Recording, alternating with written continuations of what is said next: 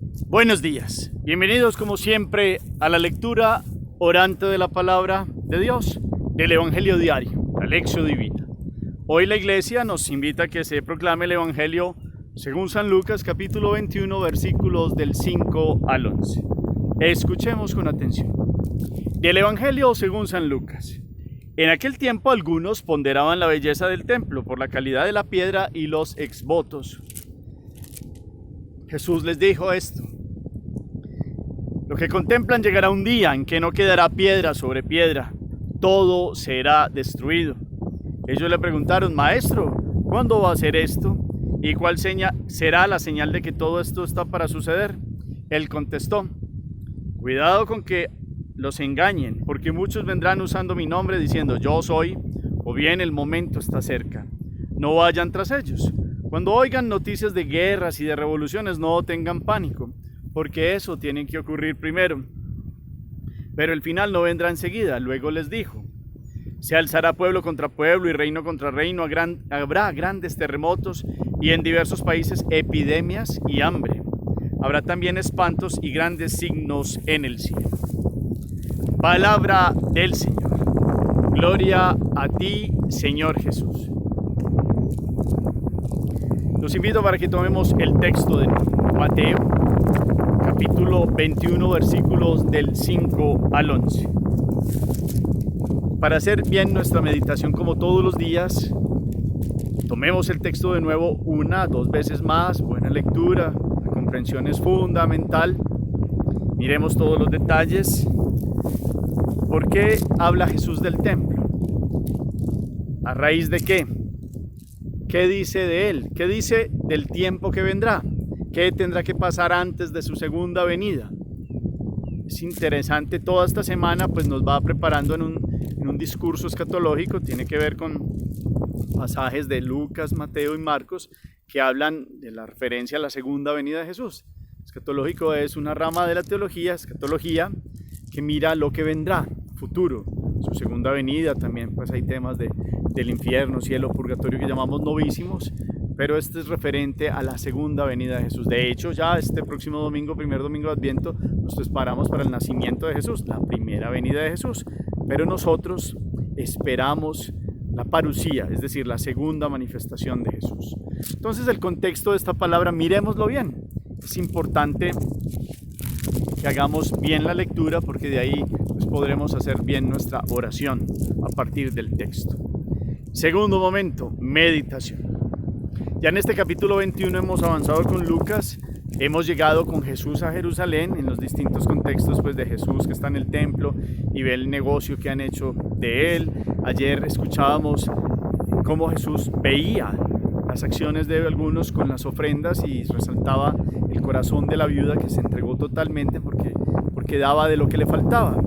Y hoy también, ya el contexto es, muchos están alabando la gran belleza del templo de Jerusalén.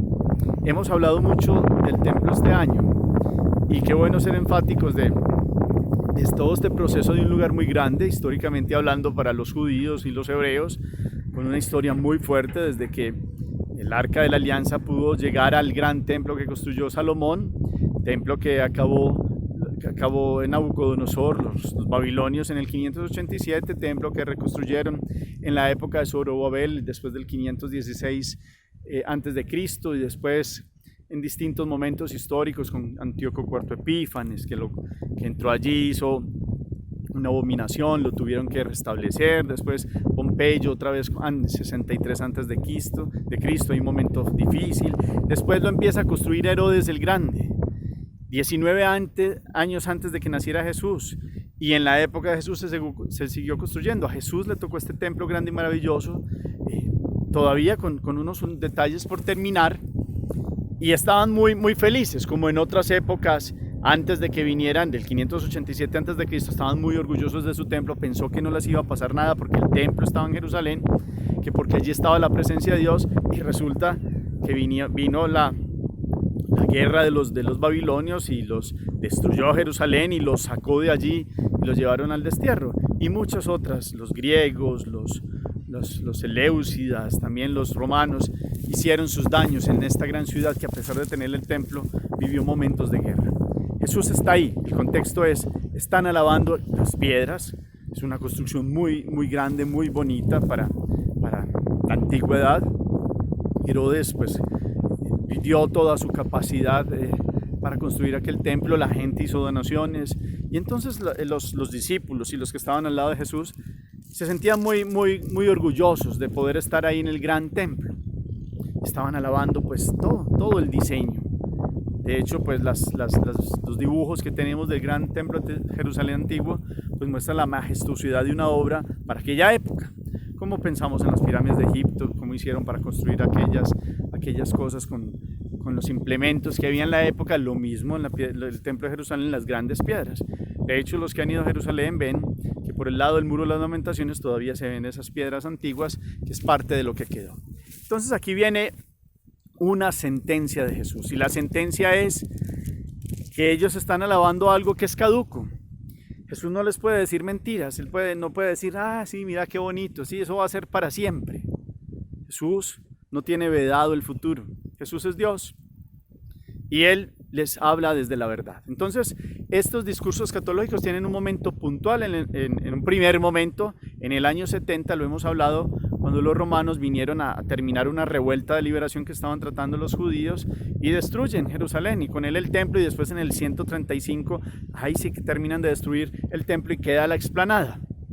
En esa explanada se construyó después en el 680 y algo la primera parte de lo que llamamos la mezquita de Omar, que hoy en día es el lugar que ocupa allí con la cúpula de oro, que es lugar de los musulmanes.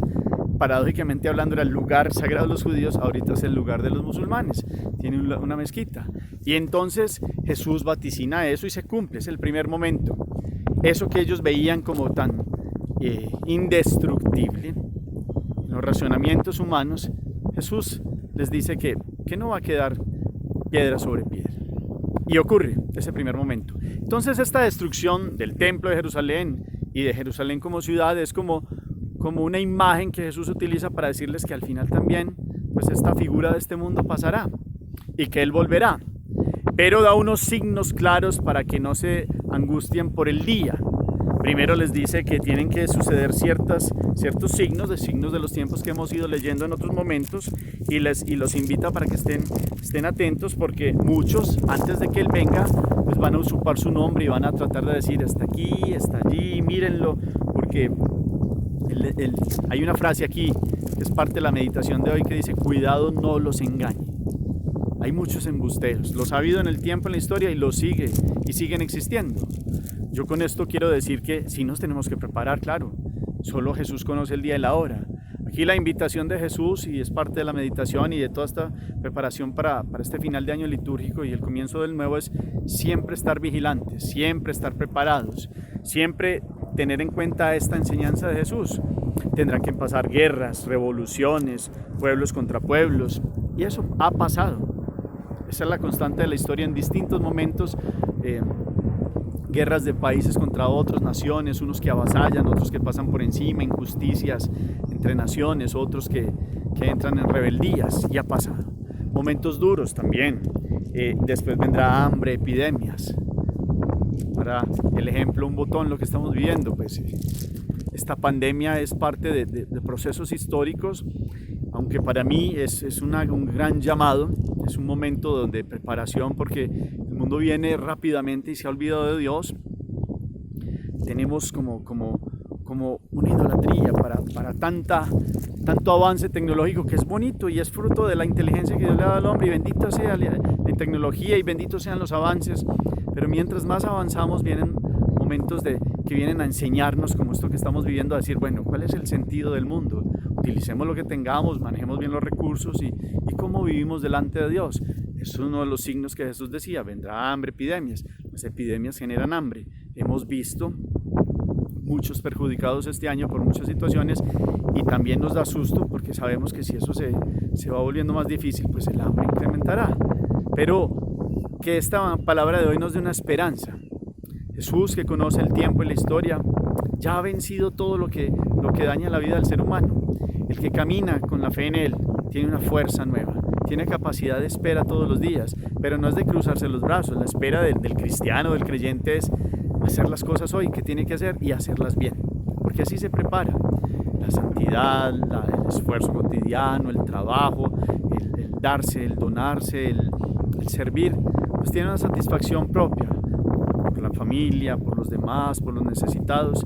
Es una invitación para este año. Entonces, estos detalles de los signos de los tiempos, terremotos, epidemias, hambre, espantos y grandes signos en el cielo, han pasado muchas situaciones.